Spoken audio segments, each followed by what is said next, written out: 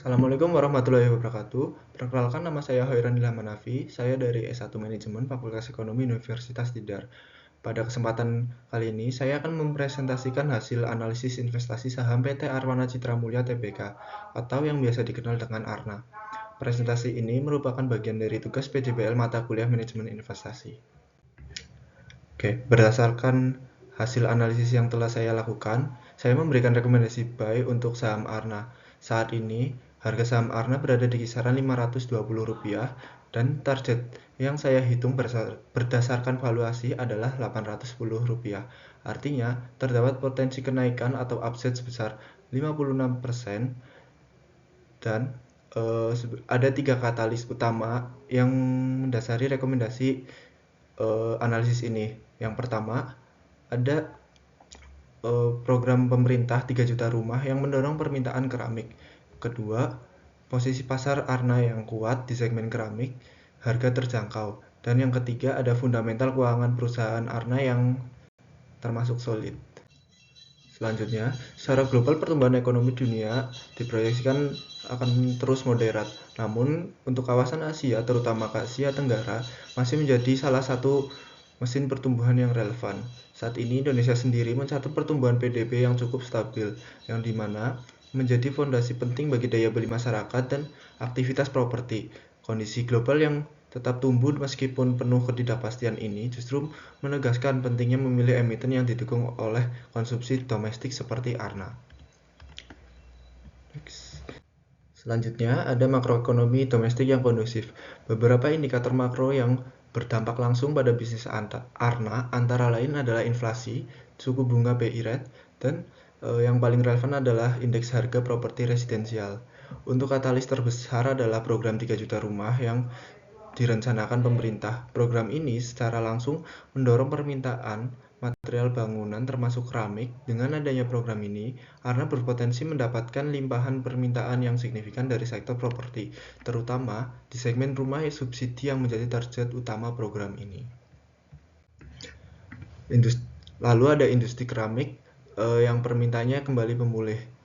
Kapasitas produksi nasional keramik Indonesia ini adalah produksi yang cukup besar, namun tingkat utilitas industri belum mencapai kapasitas penuh.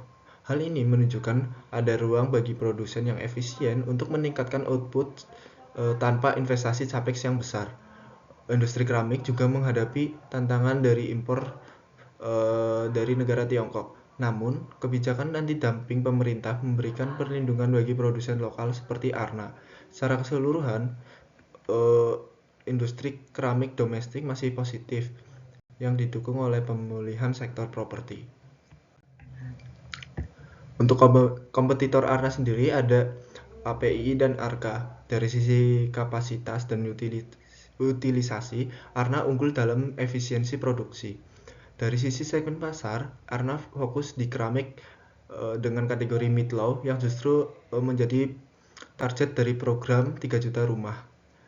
Sedangkan dari sisi kinerja saham, ARNA menunjukkan profil risiko return yang lebih menarik dibandingkan pesaingnya. ARNA juga rutin membagikan dividen, yang dimana ini menjadikan ARNA mencerminkan kesehatan arus kas perusahaan dan komitmen terhadap pemegang saham. Next, untuk model bisnis ARNA sendiri, ARNA adalah produsen keramik lantai terkemuka di Indonesia. Perusahaan ini berdiri sejak tahun 1993 dan telah mencatatkan perusahaannya di Bursa Efek Indonesia pada tahun 2001. Bisnis utama dari perusahaan ARNA adalah memproduksi dan memasarkan keramik dengan harga terjangkau. Hal ini menjadikan ARNA pemain utama di segmen mass market. ARNA memiliki beberapa fasilitas produksi di berbagai lokasi di Indonesia. Dengan jaringan distribusi yang luas, ARNA memiliki keunggulan logistik dan penetrasi pasar yang sulit diimbangi oleh kompetitor. Oke, untuk fundamental ARNA ini tergolong solid dan pertumbuhannya konsisten ya. Untuk pendapatan perusahaan ARNA tumbuh secara konsisten, lalu margin labanya itu berada di level yang sehat untuk industri manufaktur. ROE Arna ini juga tergolong baik di mana mencerminkan efisiensi manajemen dalam menggunakan modal pemegang saham.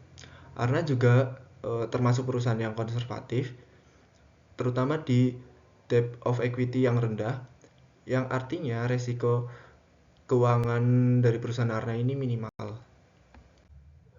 Untuk valuasi, saya menggunakan pendekatan price to earning ratio berdasarkan estimasi laba per saham Arna ke depan dan dengan membandingkan per rata-rata industri serta per historis Arna, saya mendapatkan target harga wajar di kisaran Rp810.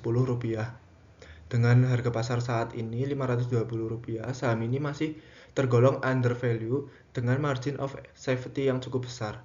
Hal ini adalah peluang menarik bagi investor yang memiliki horizon investasi jangka menengah hingga jangka panjang. Selanjutnya, saya juga menghitung expected return menggunakan capital asset pricing model. Input yang digunakan adalah risk-free rate, lalu beta saham Arna, lalu ada sensitivitas terhadap pergerakan IHSG. Dan yang terakhir ada equity risk premium pasar Indonesia. Oke, untuk hasil perhitungannya adalah expected return Arna sesuai dengan atau melebihi required return berdasarkan risikonya. Hal ini mengkonfirmasi bahwa saham ini menarik secara risk adjusted. Dengan kata lain, Arna menawarkan kompensasi yang memadai atas risiko yang ditanggung investor. Poin pada presentasi kali ini adalah kondisi makro terutama program 3 juta rumah menciptakan permintaan nyata bagi produk Arna. Lalu, posisi kompetitor Arna kuat di segmen yang tepat dengan fundamental keuangan yang solid. Yang terakhir, berdasarkan valuasi PER dan model CAPM, Arna saat ini under value dengan target harga 810 dan memberikan potensi return sebesar 56% dari harga per 30 Desember. Oleh karena itu, rekomendasi saya adalah buy untuk saham Arna dengan horizon investasi jangka menengah hingga jangka panjang. Demikian hasil analisis yang dapat saya sampaikan. Mohon maaf apabila ada salah kata. Terima kasih. Wassalamualaikum warahmatullahi wabarakatuh.